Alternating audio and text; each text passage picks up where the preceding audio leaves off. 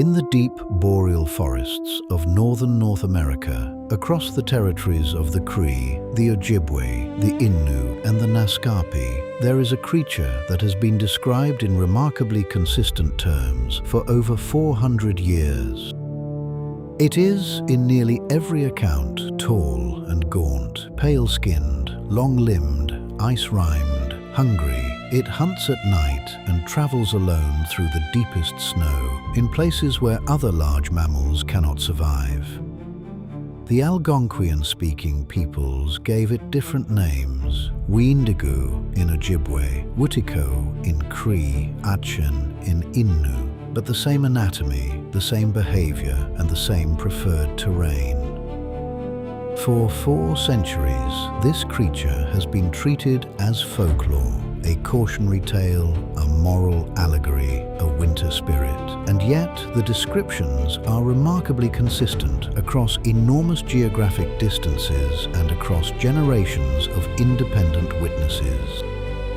When we strip away the cultural framing and read what witnesses actually described, not what they believed, something else comes into focus. Not a spirit, a species.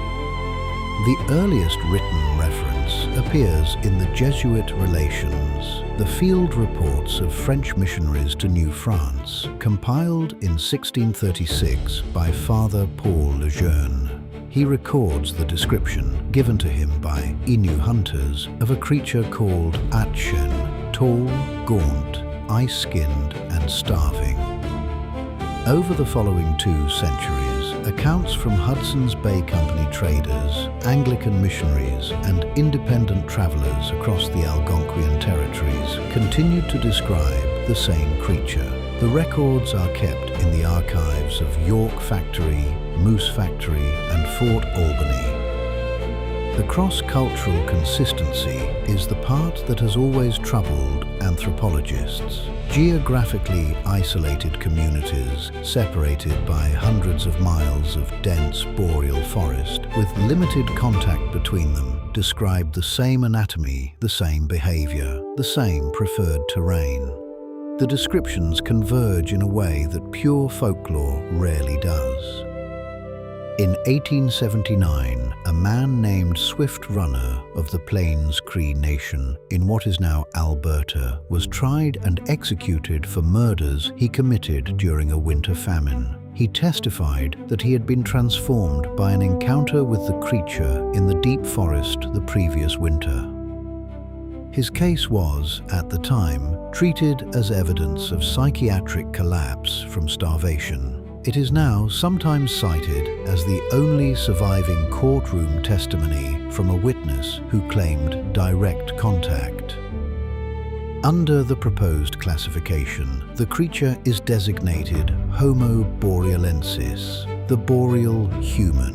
It is hypothesized to be a relict species of an archaic Homo lineage that diverged from Homo sapiens during the late Pleistocene between 60 and 80,000 years ago and persisted in cold-adapted form in the refugia of the North American boreal forest.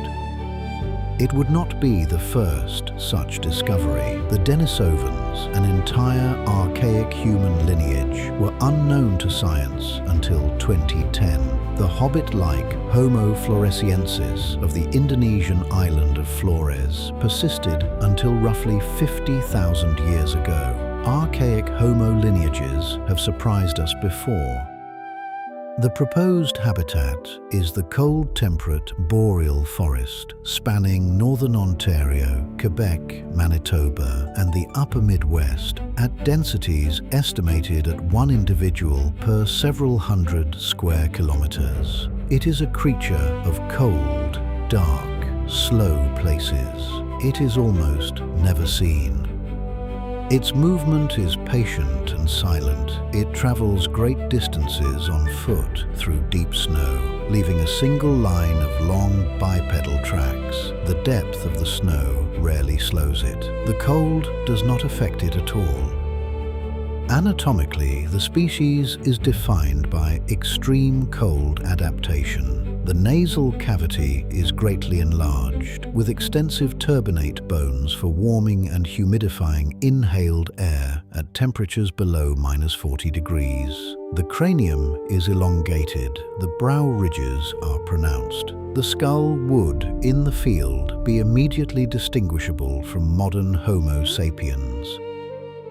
The body is tall and thin, between 2.5 and 3 meters in standing height, with elongated limbs and a reduced surface area to volume ratio. The hands and feet are oversized. The bone structure is hyperdense, similar to that of the Neanderthal lineage. Beneath the skin, a dense layer of brown adipose tissue provides both insulation and a metabolic furnace. The basal metabolic rate is estimated to be roughly twice that of modern Homo sapiens. This is the source of the constant defining feature of every account: hunger. Homo borealensis in the proposed model is always hungry. The metabolism that allows it to survive -40-degree winters demands an extraordinary caloric intake. It hunts almost continuously. It scavenges. It does not, we should note, prey on humans except under extreme circumstances. But starvation in the deep forest is its baseline state. Its hunting style appears to be a slow, persistent stalk. Witnesses across centuries describe being followed at distance for hours or days through the forest, the creature visible only intermittently between trees, never closing in fully, never fully retreating. It is the behavior of a predator with infinite patience and no fear of cold. It is, by every available account, also intelligent in the human sense.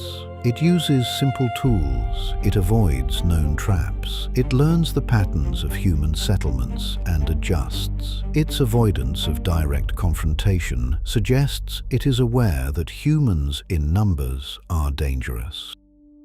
Reproduction is necessarily slow. The proposed model assumes a small population, perhaps a few hundred individuals across the entire boreal range, with one offspring per female every 10 to 15 years, raised cooperatively, and a lifespan that may exceed 150 years.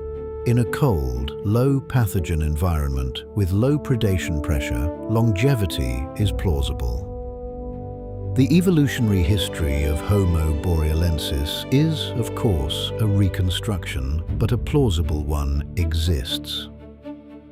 During the late Pleistocene, between 80 and 20,000 years ago, multiple archaic Homo lineages crossed the Bering Land Bridge from Asia into North America. The dominant narrative records only one such lineage, the ancestors of modern indigenous peoples. The proposed model assumes at least one other, a cold-adapted archaic lineage, perhaps related to the Denisovans that found refuge in the dense boreal forest as the ice retreated. Isolation in the boreal forest, combined with extreme selection pressure for cold tolerance and metabolic efficiency, would explain the divergence from modern Homo sapiens. The Wendigo in this model is what an archaic Homo lineage looks like after 60,000 years of cold adaptation in a low-density refugium. It is a relict, the kind of small, ancient, specialized lineage that the boreal forest, with its dense cover and low human population, could conceivably preserve. It would not be the first. In the last decade, trail camera installations across northern Ontario, Manitoba, and Minnesota have returned several 100,000 hours of footage. Most of it is empty or shows known fauna. A small number of captures, fewer than 30, across 6 installations, between 2018 and 2025, show a tall, bipedal silhouette moving through deep snow that does not match the recorded morphology of any known animal. Acoustic recordings from the same region, made by acoustic ecologists studying boreal soundscapes, have registered low-frequency vocalizations that cannot be confidently attributed to any known North American species. The calls travel for kilometers. They have been recorded only in winter.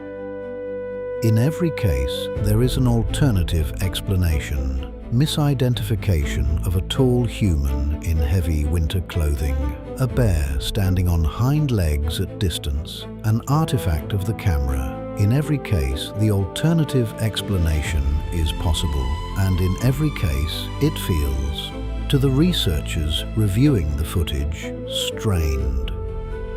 In the communities of the Cree, the Ojibwe, the Innu, the elders continue to tell the same stories that their grandparents told them. The accounts have not stopped, the descriptions have not changed. No specimen has been obtained, no genome has been sequenced. The creature has not, in any conventional scientific sense, been documented. It has only been seen. Two of its likely cousins, the Neanderthals and the Denisovans, were considered legend or absent from the record until the molecular evidence forced a revision. The third may simply be a matter of time.